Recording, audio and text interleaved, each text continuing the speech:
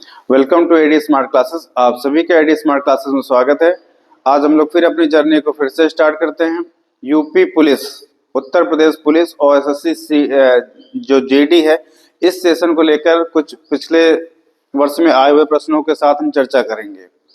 तो आप सभी लोग इस सेशन को ज़्यादा से ज़्यादा लाइक, सब्सक्राइब और शेयर करें ताकि सब तक पहुंच सके और सभी लोग अपनी तैयारी बहुत अच्छे से कर सके। तो चलिए शुरू करते हैं। इसमें से भारतीय राज्य व्यवस्था यानी इंडियन पॉलिटी का कुछ ऐसा सेक्टर है और भी थोड़ा सा मिले जुले कुछ प्रश्न हैं प्रशासन से हैं, उनको एक साथ रखा गया है। तो चलिए हम शुरू करते हैं प्रश्न नंबर 1 से बिना समय को खराब किए। प्रश्न है, सीआरपीएफ का निम्नलिखित में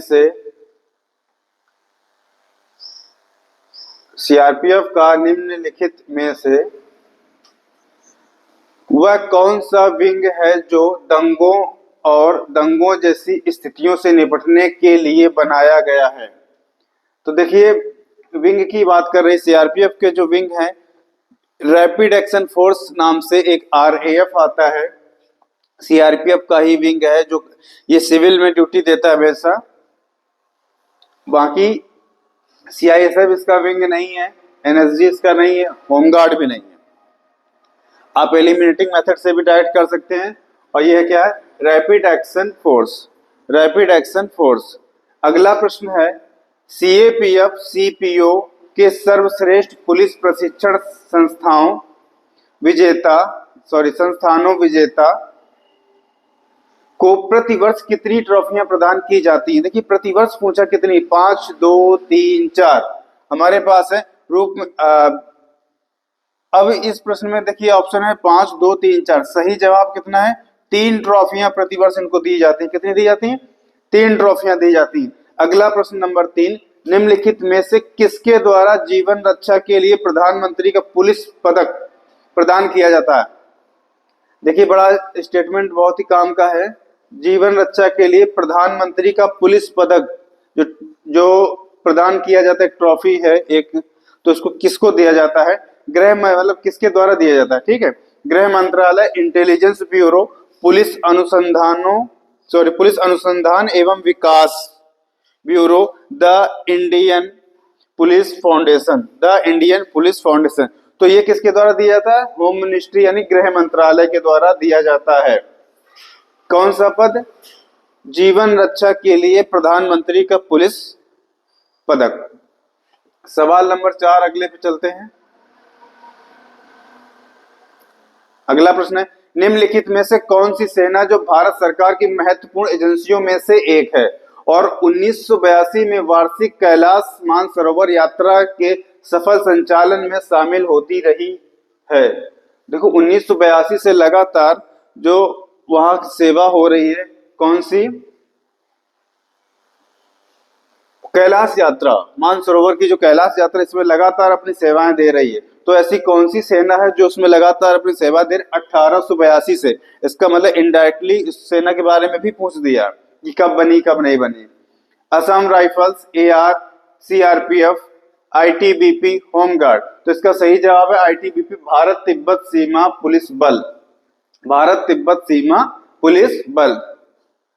अगला प्रश्न है, पुलिस अनुसंधान एवं विकास ब्यूरो के तत्वाधान में निम्नलिखित में से कौन सा संस्थान स्थापित किया गया था? तो पुलिस अनुसंधान एवं विकास ब्यूरो के तत्वाधान में निम्नलिखित में से कौन सा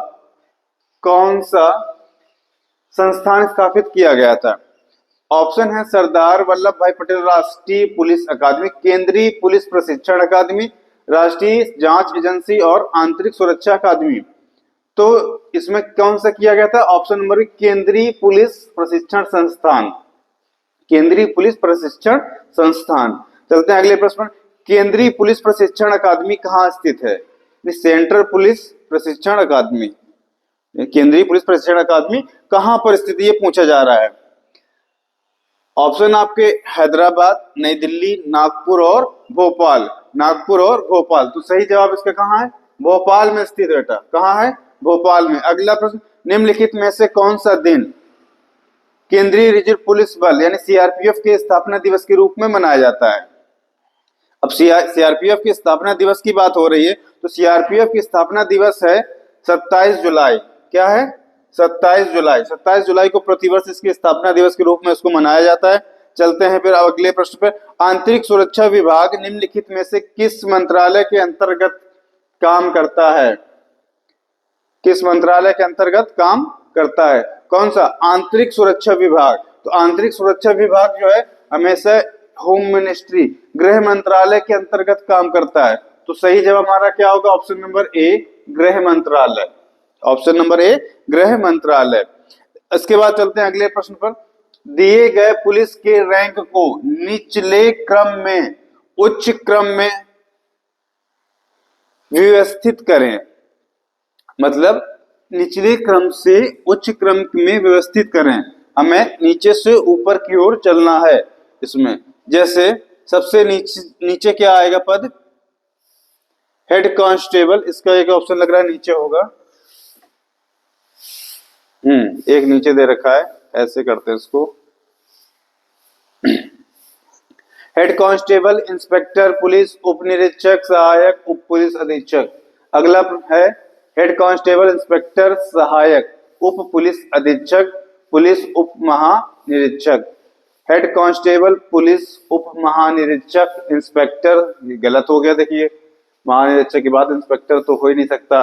पहला वाला हेड कांस्टेबल, इंस्पेक्टर, पुलिस उप महानिरीक्षक, फिर सहायक केवल उप पुलिस अधीक्षक, ये भी गलत हो गया।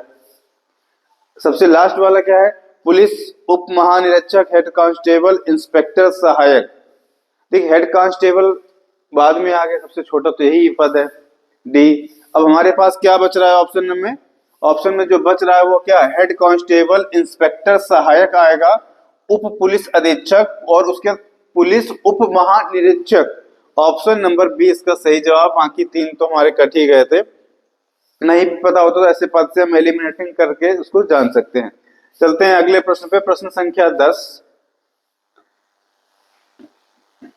निम्नलिखित में से कौन भारत के प्रथम सर्वोच्च वीरता पुरस्कार परमवीर चक्र से सम्मानित हुए थे? मतलब पूछा जा रहा है किसको सम्मानित किया गया था। ऑप्शन है major Somnath Sharma, second lieutenant Rama बघोबा राणे, कैप्टन विक्रम बत्रा, कैप्टन गुरुवचन सिंह सलारिया। तो बेटा मेजर सोमनाथ शर्मा को दिया गया था पुरस्कार। किसको? मेजर सोमनाथ शर्मा। अगला प्रश्न है केंद्रीय पुलिस प्रशिक्षण अकादमी CAPT, केंद्रीय पुलिस प्रशिक्षण अकादमी में निम्नलिखित में से किस श्रेणियों के अधिकारियों को बुनियादी प्रशिक्षण मिलता है? तो केंद्रीय पुलिस प्रशिक्षण अकादमी में पूछा जा रहा है कि किस श्रेणी के पुलिस अधिकारी को ट्रेनिंग दी जाती। देखिए ए ग्रुप वाले तो IPS हो गए। अब C ग्रुप वाले, D ग्रुप वाले जो भी हैं, ये जो ग्रुप वाले हैं ये ऑफिसर्स नहीं है। आप जैसे पुलिस है, इसमें CPOs के जो अधिकारी होते हैं यानी ग्रुप B के, ये जाते हैं बेटा इस ट्रेनिंग में। SSC CPO एग्जाम कराते हैं इसका। B ग्रुप के अधिकारी होते हैं। अब अगले प्रश्न पे, भारत में कितने केंद्रीय गुप्तचर प्रशिक्षण विद्यालय हैं? केंद्रीय गुप्तचर प्रशिक्षण विद्यालय की संख्या पूछ रहे कितने हैं? 3, 5, 6, 7। तो बेटा कुल 5 संख्या है इनकी। कितनी है? कुल 5। केंद्रीय गुप्तचर प्रशिक्षण स्कूल कहाँ स्थित है? देखिए 5 है तो 5 तो एक जगह होंगे नहीं। ऑप्शन में जो दिया उनमें से एक सही होगा, 4 गलत होंगे। नई दिल्ली, चेन्नई, मुंबई, कोलकाता। तो इनमें से इन तीनों में नहीं, कोलकाता वाला सही जवाब है। कोलकाता का सही जवाब है। चलते हैं अगले प्रश्न पर। Question number 14। RPF का सबसे उपयुक्त पूर्ण रूप निम्नलिखित में से कौन सा है? Railway police force, reserve police force. देखिए RPF रेलवे होता है तो रिजर्व को आप कट कर दो। जिसको नहीं पता ऐसे देखो, railway protection force, regional protection गलत, रेलवे पुलिस फोर्स गलत, रेलवे प्रोटेक्शन फोर्स। क्या नाम बेटा इसका? Railway protection force. Option number C इसका सही जवाब है। प्रश्न जरूर, परीक्षा जरूर पुलिस की है पर देखिए सीआरपीएफ को पूछा गया, आरपीएफ को, आरएएफ को पूछा गया, आरपीएफ, आईटीबीपी, एआर, सभी सेनाएं पूछी जा रही हैं। तो हम इसको ऐसा नहीं करेंगे एक नजरअंदाज की नहीं केवल उत्तर प्रदेश पुलिस का ही हम सब पढ़ने वाले। अगला प्रश्न है, संत कबीर नगर जिले का पुलिस प्रशासन किस पुलिस क्षेत्र के अंतर्गत आता है? देखिए पुलिस प्रशासन को एक हैंडल करने उसको कई जोन्स में डिवाइड किया जाता है। अब ये पूछा जा रहा है किस जोन के अंतर्गत आता है, किसको? पुलिस प्रशासन को। ऑप्शन है संत कबीर नगर जिले का पुलिस प्रशासन है, तो कौन कौन से हैं? गोरखपुर, बरेली, प्रयागराज, कानपुर। तो संत कबीर नगर बेटा किधर? गोरखपुर जोन के अंतर्गत आता है। किसमें? गोरखपुर जोन के अंतर्गत आता है। चलते हैं अगले प्रश्न में, प्रश्न नंबर 16।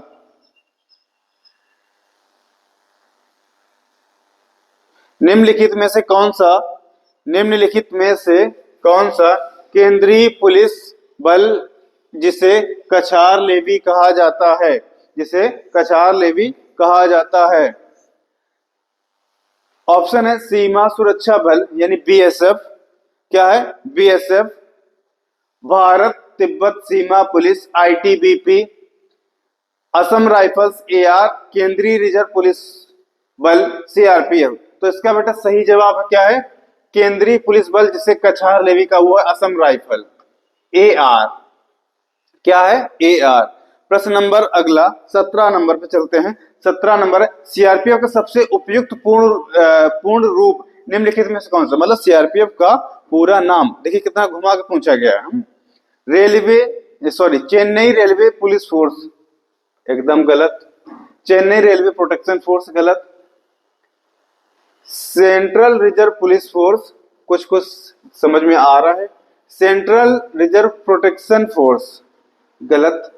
प्रोटेक्शन केवल यूज करता है कौन? रेलवे करता है अपनी फोर्स में। अब सेंट्रल रिजर्व पुलिस फोर्स सही जवाब सीआरपीएफ के लिए, सीआरपीएफ का फुल फॉर्म। अगला, सरदार वल्लभ भाई पटेल पुलिस अकादमी एसपीवी एनपीए के पास स्थित है। मतलब कहां है ये पूछा जा रहा है। तो भाई बेटा कहां पर है? सरदार वल्लभ भाई पटेल राष्ट्रीय पुलिस अकादमी, राष्ट्रीय पुलिस अकादमी, इसका सही जवाब बेटा क्या? हैदराबाद है। शायद हैदराबाद पुणे, क्योंकि राष्ट्रीय अकादमी हैदराबाद। ठीक है, आगे चलते हैं प्रश्न नंबर 19 में।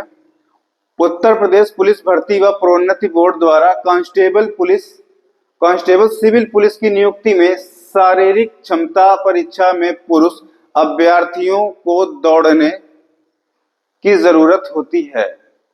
पुलिस भर्ती में पूछा जा रहा है बेटा कि अभ्यर्थियों को शारीरिक परीक्षा के लिए कितने समय में कितने किलोमीटर की रनिंग करनी होती है। ये तो फिजिकल का प्रश्न हो गया, और आपको पता होना चाहिए कितना दौड़ना होता है। समय दिया जाता है बेटा, और ये भी पूछा गया बेटा पुरुष, ये बात ध्यान रखिए। ऐसा नहीं कि पुरुष के लिए अलग है, महिला के लिए अलग समय। 25 मिनट 4.8 किलोमीटर, 25 मिनट में 3.8 किलोमीटर, और 35 मिनट में 4.8, 35 मिनट में 3.8। तो पुरुषों के लिए बेटा 25 मिनट में 4.8 किलोमीटर की रनिंग है। ठीक है, चलते हैं अगले प्रश्न पे।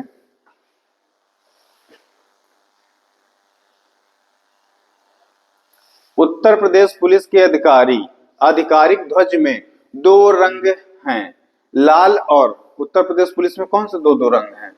हरा है नहीं, लाल और नीला वैसे होता सबको पता ही होगा, पीला नारंगी कट। Option number B.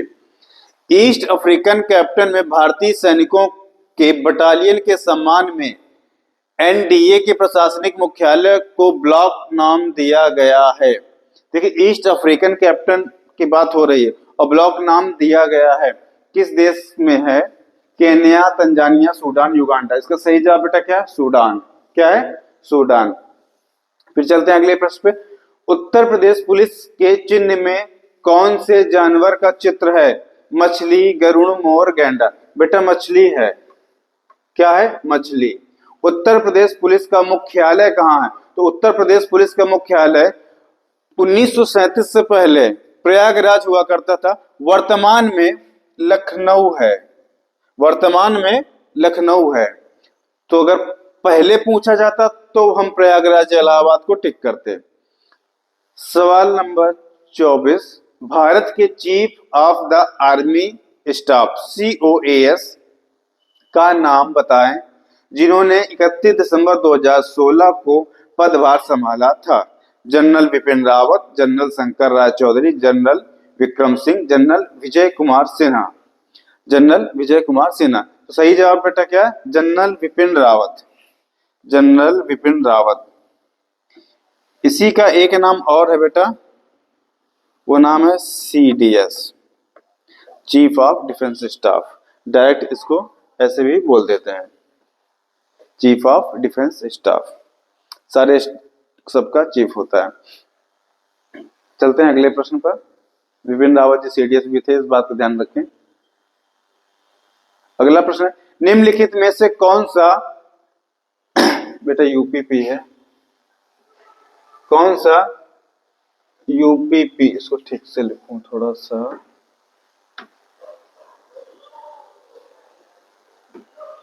ऐसे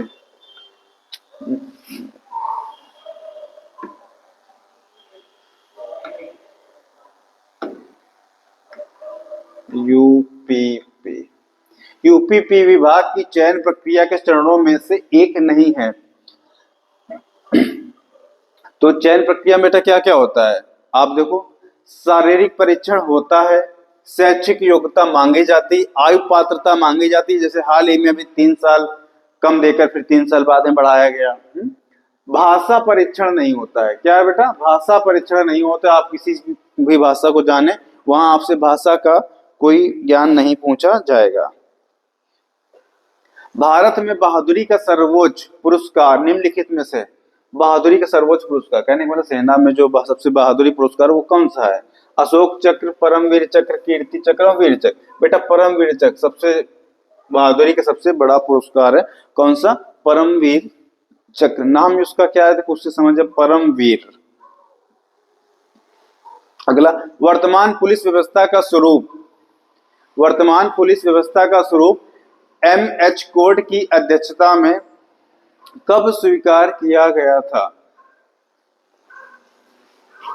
MH कोड की अध्यक्षता में वर्तमान पुलिस व्यवस्था, बेटा उत्तर प्रदेश पुलिस की बात हो रही है, UPP की बात हो रही है, और कब स्वीकार किया गया था ये पूछा जा रहा है।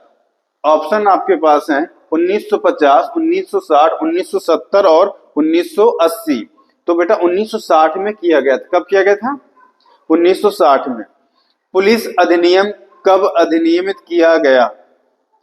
पुलिस अधिनियम कब अधिनियमित किया गया? देखिए ऊपर वाला जो प्रश्न पूछा गया था क्या, और ये सब 18 वाले बैच में आया हुआ है। 60 में इसकी अध्यक्षता स्वीकार की गई और 1861 में इसको अधिनियमित किया गया। 60, 65, 61, 80 कब किया गया बेटा? 1861 में। और 1861 से ही उत्तर प्रदेश पुलिस का गठन हुआ। अधिनियम, अधिनियम कौन सा? 1861। ऐसे हम उसको याद रखेंगे। चलते हैं अगले प्रश्न पर। उत्तर प्रदेश की पुलिस व्यवस्था में राज्य पुलिस का प्रमुख कौन होता है? राज्य पुलिस का तो बेटा सभी लोग जानते हैं कौन है सबसे सुपीरियर पुलिस में? DGP। कौन होता है? DGP। ठीक है, बाकी DIG, IG ये सब इनके जूनियर। चलते हैं बेटा अगले प्रश्न पर।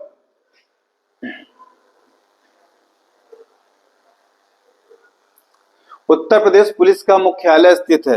तो उत्तर प्रदेश पुलिस का मुख्यालय, जैसे भी हम लोग चर्चा कर चुके, पुलिस का मुख्यालय 1937 तक प्रयागराज था, उसी समय चेंज करके लखनऊ किया गया।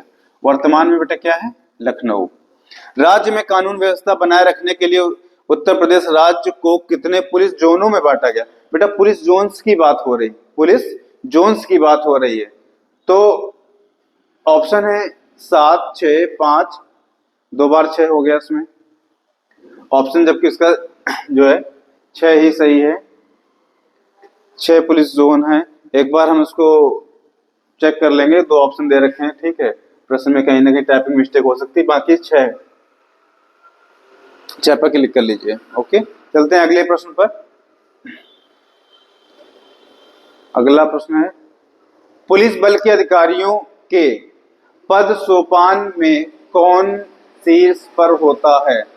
फिर से वही सवाल कैसे घुमा के पूछा, 2017 में आया हो। सबसे बड़ा अधिकारी पुलिस का कौन होता है? तो बेटा सबसे बड़ा अधिकारी पुलिस में उत्तर प्रदेश में डीआईजी। कौन है? डीआईजी। किस अनुच्छेद के तहत सुप्रीम कोर्ट में मौलिक अधिकारों के हनन संबंधी याचिका दाखिल की जा सकती है? तो बेटा पॉलिटी पर आ गए हम लोग, ठीक है। तो पूछा जा रहा है कौन सा सवाल क्या था? हाँ, मौलिक अधिकारों के हनन की बात हो रही है, मौलिक अधिकारों के हनन की बात हो रही है, ठीक है। तो आर्टिकल कौन सा बेटा? 32, 32, आर्टिकल 32 ये अधिकार देता है, 32 ये अधिकार देता है कि आपके मौलिक अधिकार का अगर हनन हो रहा है, हनन इन द सेंस आपके मौलिक अधिकारों को छीना जा रहा है, तो आप सीधे सुप्रीम कोर्ट जा सकते हैं, आर्टिकल 32 के मतलब अधिकार के रूप में पहुंच सकते हैं।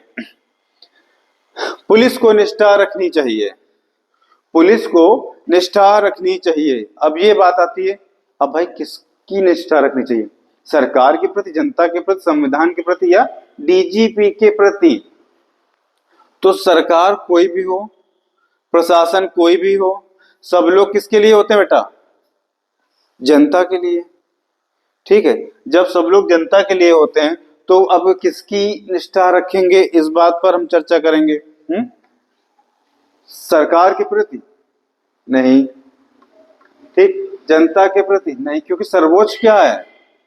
सब कुछ है जनता के लिए, जनता के लिए गणराज्य है भारत, पर संविधान बेटा सबसे सुपेरियर है। तो पुलिस है तो संविधान को लेकर बात करेगी, तब जनता के हित में आएगी।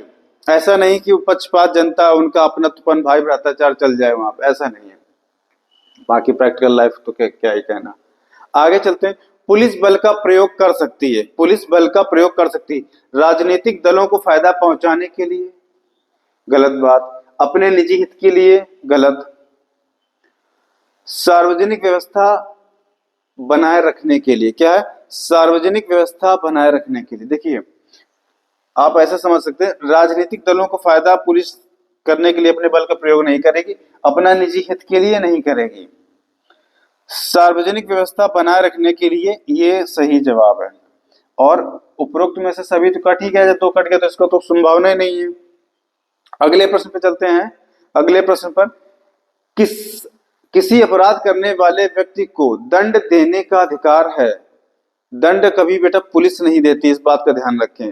केवल न्यायालय को, केवल पुलिस को, दोनों को, इनमें से कोई नहीं। तो बेटा न्यायालय यानी कोर्ट ही हमेशा पनिश करता है, दंड देगा। पुलिस कभी आपको दंड नहीं दे सकती, आप सुना दे आपको 2 साल सजा, 5 साल सजा है। चलते हैं अब अगले प्रश्न पे। अगला प्रश्न है, भारतीय संविधान के किस अनुच्छेद के तहत सभी नागरिकों को सभा करने, प्रदर्शन करने, जुलूस निकालने का अधिकार है? ठीक है बेटा, तो अब ये सारे अधिकार कौन सा आर्टिकल देता है, हम इसकी बात करेंगे। हाँ, कौन सा अधिकार है? 19 क्लॉज 1 सब clause B, 19 clause 2, 19 clause 3, 19 clause 5।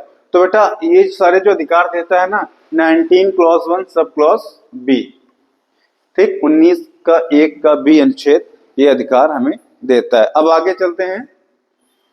Police सुधारों से संबंध, पुलिस सुधारों से संबद्ध आयोग, संबद्ध आयोग मतलब इससे संबंधित जो आयोग है कौन सा है? या संबंधित होना चाहिए, वैसे शब्द गलत है, संबंधित आयोग, ठीक। JS Verma commission, Kothari commission, Mudhalkar commission और फ्रेजर कमीशन। तो कौन सा बेटा कमीशन है? अब इसको देखते हैं। जेएस वर्मा कमीशन, बेटा कौन सा? जेएस वर्मा कमीशन पुलिस सुधारों से जो संबंधित एक आयोग है, उन्होंने ये दिया।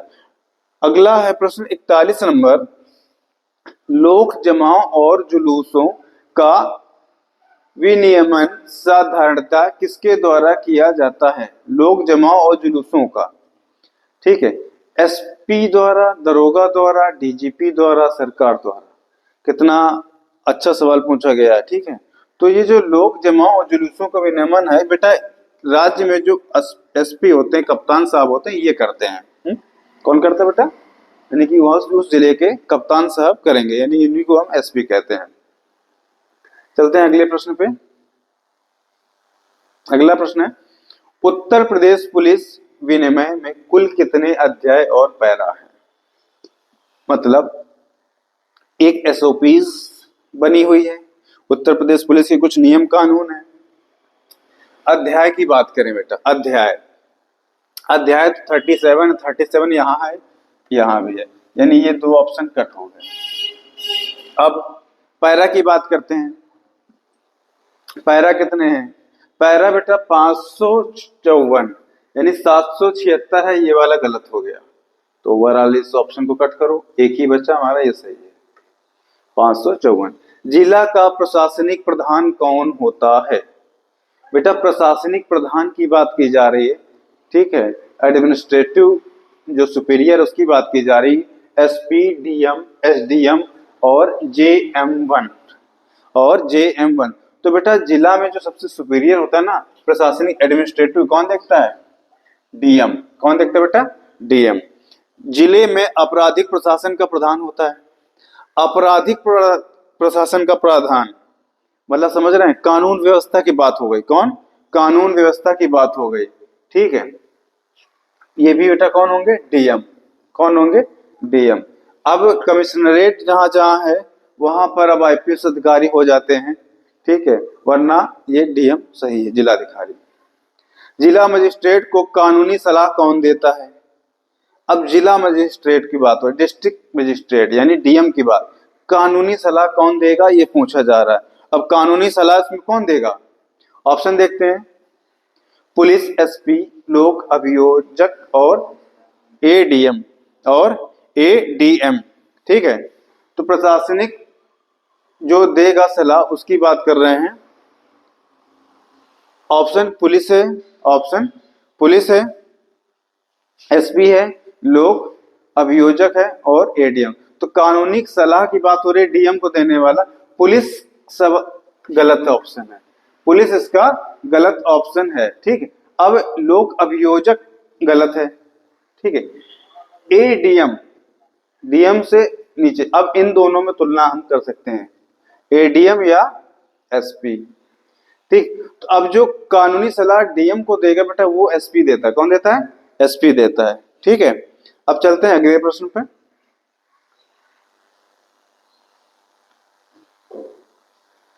थाने का भारधारक अधिकारी होता है। थाने की बात हो रही बेटा, थाने की, ठीक। तो कौन होता है? उप निरीक्षक, आरक्षक, मुख्य आरक्षक, ये इनमें से कोई नहीं, उप निरीक्षक। कौन होता है बेटा? उप निरीक्षक। क्या प्रथम सूचना रिपोर्ट न्यायिक मजिस्ट्रेट द्वारा दर्ज की जा सकती है? एफआईआर की बात हो रही है।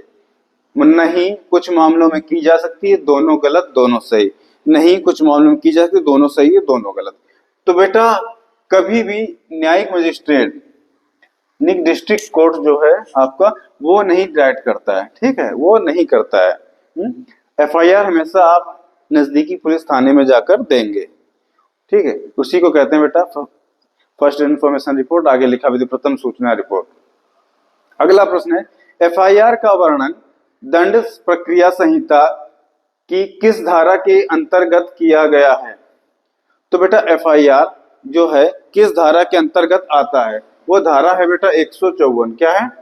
154। अक्सर आपने पुलिस की बात सुनी होगी 154 के तहत। हाँ, किन मामलों में एफआईआर की जाती है? संज्ञेय, असंज्ञेय, केवल जुर्माने से दंडनीय या सभी में? तो एफआईआर होने का क्या है, जब मामला बड़ा संज्ञेय होगा तब एफआईआर होगी, ठीक है, असंज्ञेय में हो नहीं सकती। जुर्माने के लिए ऐसा कुछ प्रावधान नहीं कि बस जुर्माना लगाना तो डायरेक्ट आपको एफआईआर करनी पड़े। चलते हैं अगले प्रश्न पे, प्रश्न संख्या 50। कांस्टेबलों को अवर अधिकारियों की पोस्ट में पदोन्नति के लिए प्रशिक्षण देने हेतु प्रशिक्षण विद्यालय उत्तर प्रदेश के किस जिले में बनाया गया? तो बेटा कांस्टेबल की बात हो रही है, ठीक है, तो कहाँ बनाया गया? लखनऊ, आगरा, सीतापुर, वाराणसी। तो बेटा सीतापुर में बनाया गया। इनकी ट्रेनिंग सेंटर कहाँ बेटा? सीतापुर, ठीक। कहाँ है? सीतापुर। अगला है दंड प्रक्रिया संहिता किस धारा के तहत एक पुलिस अधिकारी किसी व्यक्ति को बिना वारंट के गिरफ्तार कर सकता है? देखिए कानून व्यवस्था कितना खतरनाक है। बिना वारंट के भी गिरफ्तार किया जा सकता है और इसका हक कानून ही पुलिस को देता है। तो बेटा वो धारा कौन सी है? धारा 41 दंड प्रक्रिया संहिता, आईपीसी, दंड प्रक्रिया संहिता, ठीक है, क्रिमिनल प्रोसीजर कोड सीआरपीसी होता है। 41 के तहत, ये ध्यान रखिए, किसके? 41 के तहत दंड प्रक्रिया संहिता सीआरपीसी की किस धारा के तहत एक प्राइवेट व्यक्ति किसी संज्ञेय अपराध करने वालों को गिरफ्तार कर सकता है? प्राइवेट व्यक्ति की बात से, प्राइवेट डिटेक्टिव होते हैं उनकी बात, जैसे उन लोग किसको कौन सी धारा के तहत कर सकते हैं बेटा?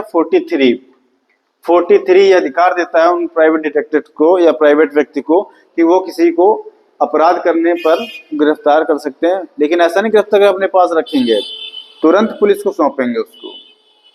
गिरफ्तार किए गए व्यक्ति को 24 घंटे से ज्यादा समय तक पुलिस द्वारा निरुद्ध नहीं रखा जा सकता। उक्त संबंध किस धारा के तहत किया गया है?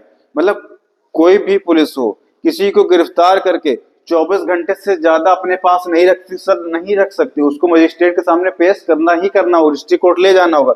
और वो धारा कौन सी बेटा? 57। कौन सी है? 57। अब आते हैं अगले प्रश्न पे। अगला प्रश्न है सीआरपीसी दंड प्रक्रिया संहिता की किस धारा के अंतर्गत बलवा को परिभाषित किया गया? बलवा, ठीक है, बलवा की बात हो रही है। उस पे आपके ऑप्शन 146, 141, 149, 169। बेटा 146 के अंतर्गत किया गया। किसमें? 146 का दो या दो से अधिक व्यक्ति, ये दो या दो से अधिक होना चाहिए, अधिक व्यक्ति जब किसी सार्वजनिक स्थल पर लड़कर शांति में विघ्न डालते हैं तो दंगा कहा जाता है, ठीक है। दंड प्रक्रिया संहिता की किस धारा के में उपबंध है? मतलब जब ऐसा कोई सार्वजनिक स्थान पर कोई व्यक्ति दो हो या दो से ज्यादा हो, झगड़ा कर ले, मारपीट कर ले और वहां की शांति व्यवस्था को भंग कर दें, तो बेटा उन पर धारा 159 लगा जाती है। कौन सी धारा? 159। सीआरपीसी है, आईपीसी नहीं, इस बात को ध्यान रखें, ठीक है। सीआरपीसी आईपीसी में अंतर होता है बेटा, है। आगे बात करते हैं 56 नंबर प्रश्न है, व्यक्ति को अपने प्राण एवं दैहिक स्वतंत्रता का मूल अधिकार कार्यपालिका और विधायिका दोनों के विरुद्ध प्राप्त है, जिसमें मानव गरिमा भी शामिल है। मेनका गांधी बनाम भारत संघ के बाद में वाद है बेटा, वाद में यानी केस होता है, वाद में उच्चतम न्यायालय ने उक्त निर्णय कब दिया? तो मेनका गांधी बनाम भारत संघ की बात हो रही है, मेनका गांधी बनाम भारत संघ। और अक्सर ये केस पूछा जाता है, ये केस हुआ था 1978 में। कब हुआ बेटा? 1978। बहुत बार पूछा गया, विभिन्न एग्जामों में पूछा गया, ठीक है। अब आगे अगला प्रश्न है, प्रेम शंकर शुक्ला बनाम दिल्ली प्रशासन के वाद, यहाँ भी वाद होना चाहिए, यही वाद यहाँ आएगा, ये गलत है। बाद में सर्वोच्च न्यायालय ने बिना उचित कारण के कैदी को जेल में या न्यायालय ले जाते समय हथकड़ी लगाने का मौलिक अधिकार का उल्लंघन माना। उक्त निर्णय कब आया था? देखिए क्या है, अगर कोई व्यक्ति कोई जुर्म करता है तो पुलिस क्या करती है? अरेस्ट करती है, हथकड़ी लगाने का प्रावधान है। उसी समय एक केस ऐसा आया जब कहा गया कि हमारे मौलिक अधिकार का हनन हो रहा है, मुझको हथकड़ी लगाकर कोर्ट तक ले जाने और लेकर आने में। तो ये केस कब आया था, इसकी बात हो रही है। तो इनका जो केस था बेटा 1980 में फाइल हुआ है, 1980 में इस केस पर निर्णय दिया गया था। कब? 1980 में। क्या था? कोर्ट तक जाने आने में जो हथकड़ी लगाई जाती है उस पर। अगले प्रश्न पे चलते हैं, 58 नंबर। निवारक निरोध अधिनियम के अधीन जेल में निरुद्ध व्यक्ति को अपने परिवार के सदस्यों और अपने वकील से मिलने, जेल नहीं बेटा जेल है ये, जेल में, ठीक है, मिलने एवं क्या था, मिलने का अधिकार प्राण एवं दैहिक स्वतंत्रता के अंतर्गत किस अनुच्छेद के अंतर्गत आता है? बेटा सीधा सीधा आपसे फंडामेंटल राइट, मौलिक अधिकार पूछा गया। मौलिक अधिकार में जीवन का अधिकार, ठीक है, डिग्निटी के साथ जीना, ये सब आर्टिकल 21 बताता है। कौन सा? आर्टिकल 21। मौलिक अधिकार से बहुत प्रश्न आते हैं। और एक बात और है, आर्टिकल 21 और 20 ये किसी भी स्थिति में, कैसे भी आपातकाल हो, इनको निलंबित नहीं किया जा सकता। ऐसे भी प्रश्न पूछ देते हैं। तो अब चलते हैं अगले प्रश्न पे। किसी भी अभियुक्त का नार्को परीक्षण पॉलीग्राफी या ब्रेन मैपिंग पद्धति के द्वारा परीक्षण बलपूर्वक या उसकी इच्छा के विरुद्ध कराना भारतीय संविधान के किस अनुच्छेद में उल्लंघन है? मतलब अगर कोई व्यक्ति चाह ले, कि हमको अपना नार्को टेस्ट नहीं कराना है, ठीक है, पॉलीग्राफी या ब्रेन मैपिंग नहीं देनी है, तो केस फाइल कर सकता है। और कौन सा आर्टिकल उसको उल्लंघन बताता है? आर्टिकल 20। आर्टिकल 20 मौलिक अधिकार बेटा, आर्टिकल 20। आगे चलते हैं। प्रशासनिक व्यवस्था में सोपान क्रम में शीर्ष पर होता है। सोपान क्रम में, सोपान का मतलब बेटा, सोपान सब समझते हैं, सोपान सीढ़ी को कहा जाता है, ठीक है, शीर्ष पर होता है, बढ़ते क्रम में यानी है। तो सोपान बहुत अच्छा शब्द है, कंफ्यूज मत हो। सोपान माने सीढ़ी, बढ़ते क्रम में है, शीर्ष पर। तो बेटा मुख्यमंत्री, राज्यपाल, गृह मंत्री, प्रमुख सबसे सुपीरियर बेटा कौन है राज्य में? राज्यपाल, गवर्नर, राज्यपाल, गवर्नर, ध्यान रखें। केंद्र में राष्ट्रपति, प्रेसिडेंट। उत्तर प्रदेश को कितने संभागों में बांटा गया है? बेटा संभागों की बात हो रही है और कहीं न कहीं ये पुलिस की बात हो रही है, तो ठीक है, कितने संभागों में बांटा गया है? तो बेटा इनकी संख्या कितनी है? ऑप्शन 15, 16, 17, 18। संख्या तो इनकी 18 है। क्या है? 18। संभाग के प्रमुख को कहते हैं, संभाग के प्रमुख को कहते हैं क्या? डीजीपी, एसपी और आयुक्त, आईजी, ठीक है। कैसे कैसे है? अब होता क्या बेटा, देखो डीजीपी तो पूरा केंद्र का, सॉरी पूरे जिले का, मतलब पूरे प्रदेश का हो गया, ये तो हो ही नहीं सकता। आईजी होते हैं हमारे जिले के, एसपी जिले के होते हैं। तो बेटा संभागों में से अगर बात है, आयुक्त, ठीक बेटा, आयुक्त। अब चलते हैं आगे। उत्तर प्रदेश विधान परिषद के प्रथम सभापति थे, प्रथम सभापति चंद्रभाल धुलेकर, दरबारी लाल शर्मा, वीरेंद्र स्वरूप। तो बेटा कौन थे? चंद्रभाल, ठीक। आगे नेक्स्ट प्रश्न है, अगला है, उत्तर प्रदेश विधानसभा के प्रथम अध्यक्ष थे।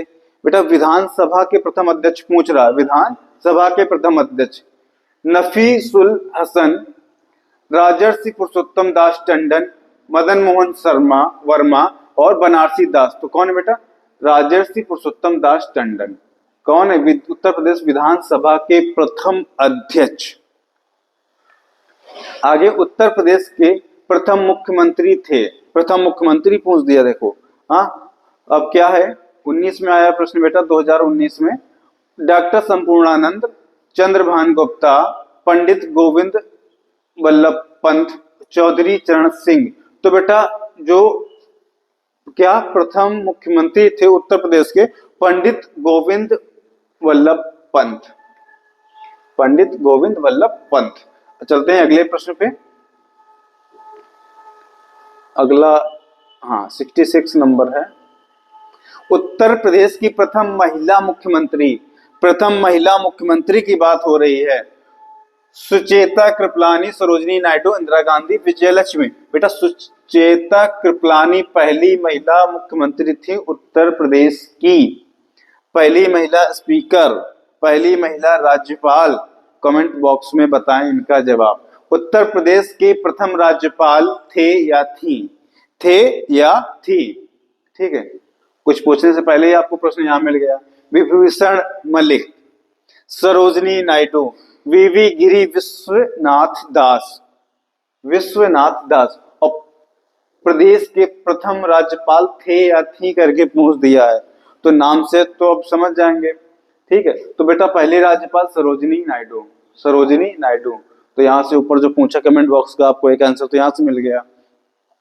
कार्यपालिका का प्रधान होता है बेटा कार्यपालिका, ठीक है, जुडिशरी की बात नहीं हो रही है। कार्यपालिका का प्रधान होता है राज्यपाल, मुख्यमंत्री, गृह मंत्री, कैबिनेट सचिव। तो कार्यपालिका का प्रधान बेटा कौन होता है? राज्यपाल। राज्यपाल, ठीक है, कौन होगा? राज्यपाल।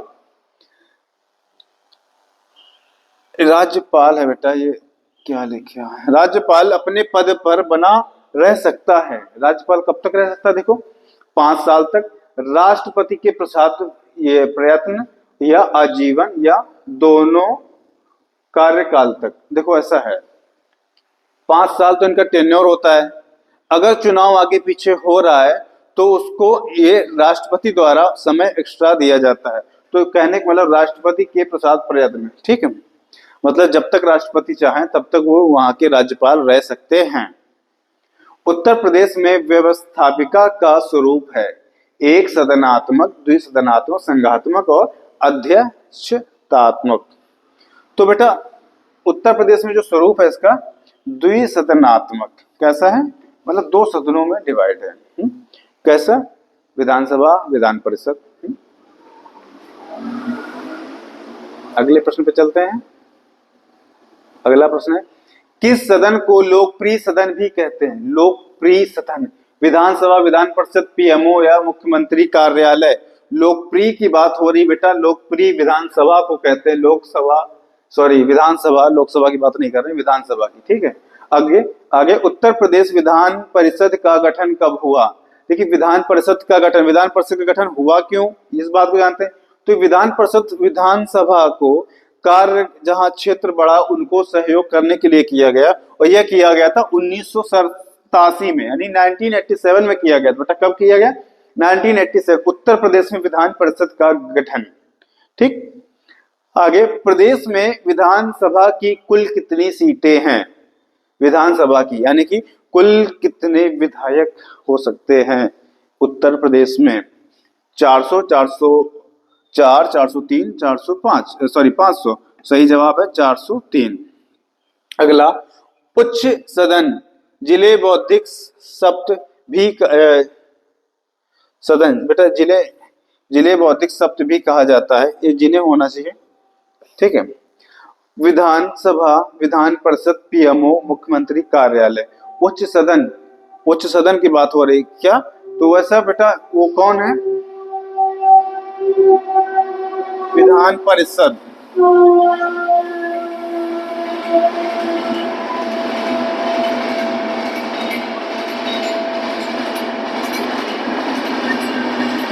आगे चलते हैं, थोड़ा सा रुक लेते हैं। तो विधान परिषद है बेटा, उसका जवाब ऊपर वाले का। अब इस प्रश्न पे चलते हैं। विधान परिषद के सदस्य प्रति 2 वर्ष बाद निर्मुक्त होते हैं।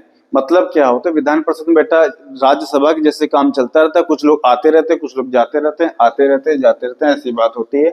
और इनकी संख्या होती है 1/3। जितने लोग हैं उसमें से 1/3 लोग चले जाएंगे और फिर से 1/3 उसमें आ जाएंगे। उनकी संख्या यूं ही चलती रहेगी। उत्तर प्रदेश उच्च न्यायालय की खंडपीठ स्थित है। उच्च न्यायालय की खंडपीठ बेटा, इसका उच्च न्यायालय का मेन बेटा कहाँ है? इलाहाबाद। कहाँ पर है? इलाहाबाद। इसकी खंडपीठ बेटा कहाँ है? लखनऊ। कहाँ है? लखनऊ। अगला प्रश्न है, विधानसभा सदस्यों का कार्यकाल होता है।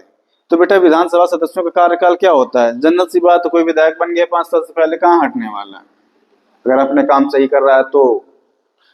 फिर अगला है, विधान परिषद के सदस्यों का कार्यकाल।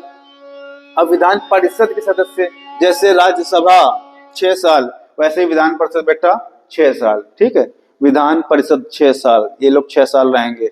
और हर 2 साल बाद 1/3 उसमें से रिटायर होते हैं, आते हैं, जाते हैं। तो ये क्रम उनका चलता रहता है। इस प्रकार से दोस्तों हम लोगों ने इस सेशन में सभी प्रश्नों को हल किया, ठीक है। और एडी स्मार्ट क्लासेस की तरफ से थैंक्स अ लॉट दोस्तों। और आप सभी को आपके एग्जाम के लिए बेस्ट ऑफ लक। हमारे चैनल से जुड़े रहें, ज़्यादा से ज़्यादा शेयर करें, लाइक करें, सब्सक्राइब करें, ताकि आपको हर आने वाले समय में टाइम से वीडियोस मिल सके जिनका आप लोग अपने इस रणनीति पर एक ब्रह्मास्त्र तरीके आप यूज करें उससे। तो मिलते हैं फिर बेटा अगले वीडियो में कुछ नया लेकर, नए प्रश्नों के एक कलेक्शन के साथ। तब तक के लिए नमस्कार, जय हिंद।